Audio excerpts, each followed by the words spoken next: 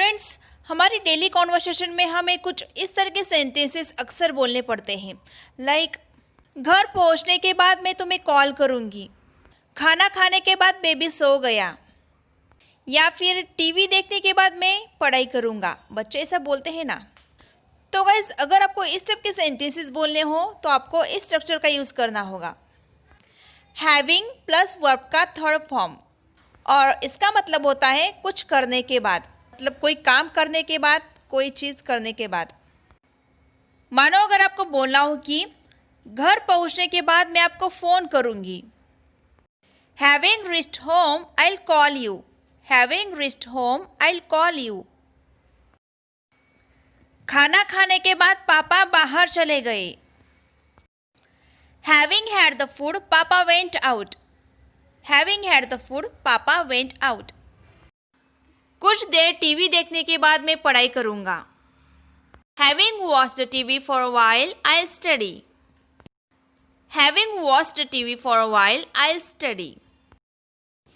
तो गाइज, इस तरह से आप इन सेंटेंसेस को बना सकते हैं हैविंग प्लस वर्ब का थर्ड फॉर्म यूज करके। फ्रेंड्स, अगर आपको कुछ इस तरह के सेंटेंसेस बोलने हैं जैसे तुम्हारी बातें मेरे समझ से परे है या बाहर है, यह डील मेरे समझ से परे है, वो लड़का ना मेरे समझ से परे है। तो फ्रेंड्स, इस तरह से कोई बात या फिर कोई चीज़ किसी के समझ से परे होना, बाहर होना, इसके लिए इंग्लिश में बोला जाता है beyond someone's understanding.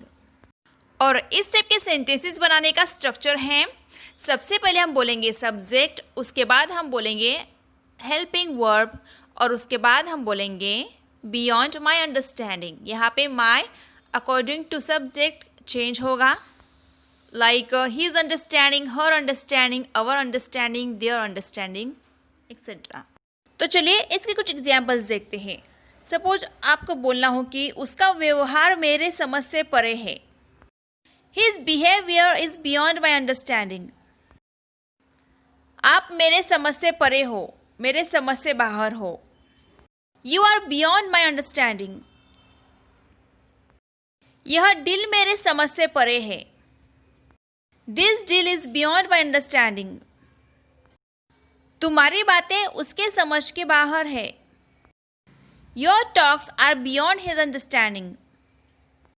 Your talks are beyond his understanding means तुम्हारी बातें उसके समझ नहीं आती, उसकी समझ से परे है। या फिर if you want to say that यह सारी बातें उसकी समझ से बाहर है, then you can say all these things are beyond her understanding. तो गाइज, इस तरह से आप बियॉन्ड समवन्स अंडरस्टैंडिंग का यूज करके इस तरह के सेंटेंसेस बना सकते हो। फ्रेंड्स, हमें कुछ इस तरह के सेंटेंसेस भी बोलने पड़ते हैं, लाइक तुमने जिस किसी का भी पेन लिया है उसे लौटा दो। ये कार जिस किसी की भी है यहाँ से हटा लो। या फिर ये मोबाइल जिस किसी का भी है, जिसका भी है, यहाँ से लेकर जाओ। तो फ्रेंड्स, इन सेंटेंसेस में जो वर्ड बार बार रिपीट हो रहा है, जिस किसी का भी है, जिसका भी है, इसके लिए इंग्लिश में बोला जाता है हुजेवर। इट मीन्स कोई वस्तु या कोई चीज़ जिसकी भी है या फिर जिस किसी की भी है, दोनों ही सेंस में हम इस वर्ड का यूज़ कर सकते हैं। सपोज आपको बोलना हो कि तुमने जिस किसी का भी पेन लिया है उसे लौटा दो, तो इस सेंटेंस की इंग्लिश होगी whosever pen you took, return it to him. whosever pen you took, return it to him. Friends, आप whosever का प्रोनाउंसिएशन whosever या फिर whosever दोनों ही तरीके से कर सकते हो। यह कार जिस किसी की भी है यहाँ से हटा लो। whosever car this is, move it from here. whosever car this is, move it from here. यह मोबाइल जिसका भी है यहाँ से लेकर जाओ। whosever mobile this is, take it from here. whosever mobile this is, take it from here. ठीक इसी तरह से गाइस, हम कुछ इस तरह के सेंटेंसेस भी बोलते हैं, लाइक तुम जिस किसी को भी अपने बर्थडे पार्टी पर बुलाना चाहते हो, बुला सकते हो। तुम जिस किसी को भी मदद करना चाहते हो, कर सकते हो। या फिर तुमने जिस किसी से भी मदद ली, मुझे अच्छा नहीं लगा। तो गाइस, जिस किसी को भी, जिसको भी या फिर जिस किसी से भी, इसको इंडिकेट करने के लिए हम यूज़ करेंगे whomever का, whomever। तो आइए इसके कुछ एग्जाम्पल्स देखते हैं। अगर आप ऐसा बोलना चाहते हो कि तुम्हें जिस किसी को भी पूछना है पूछो, whomever you want to ask, ask, whomever you want to ask, ask। Let's see one more example। तुम जिस किसी को भी यह देना चाहते हो दे सकते हो। तो इस सेंटेंस बनेगा You can give it to whomever you want। You can give it to whomever you want। तो फ्रेंड्स, इस तरह से आप whomever, whosoever इन कंजक्शंस का यूज़ अपने स्पोकन इंग्लिश में कर सकते हो।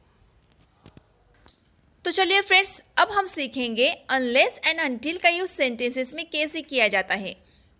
सपोज आपको कुछ इस तरह के सेंटेंसेस बोलने हो, लाइक वो तब तक काम नहीं करता जब तक उसे पैसे न मिल जाए, या फिर कुत्ते तब तक नहीं काटते जब तक तुम उसे टीज ना करो, परेशान ना करो, या फिर हम उसके यहाँ तब तक नहीं जाएंगे जब तक वो हमें नहीं बुलाता। तो फ्रेंड्स, इन सेंटेंसेस में जो आ रहा है जब तक नहीं, तब तक नहीं, इसके लिए हम यूज़ करेंगे अनलेस एंड अनटिल का। आइए कैसे देखते हैं। मानो अगर आपको बोलना हो कि वह तब तक काम नहीं करता जब तक उसे पैसे न मिल जाए, तो फ्रेंड्स ये सेंटेंस बनेगा He doesn't work unless and until he gets money। He doesn't work unless and until he gets money।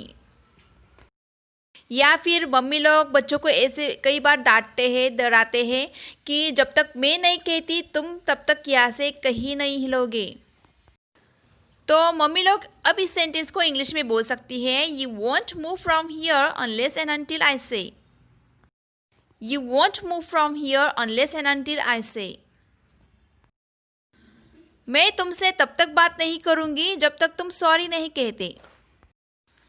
I'll not talk to you unless and until you say sorry। वह तुम्हें तब तक माफ़ नहीं करेगी जब तक तुम उससे माफ़ी न मांग लो। She won't forgive you unless and until you ask her for the forgiveness।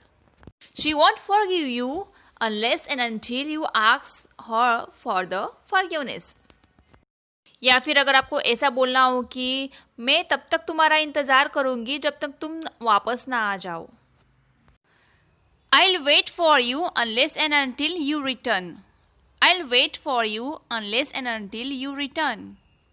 So friends, this is all about this video। I hope आज का ये लेसन आपको पसंद आया होगा।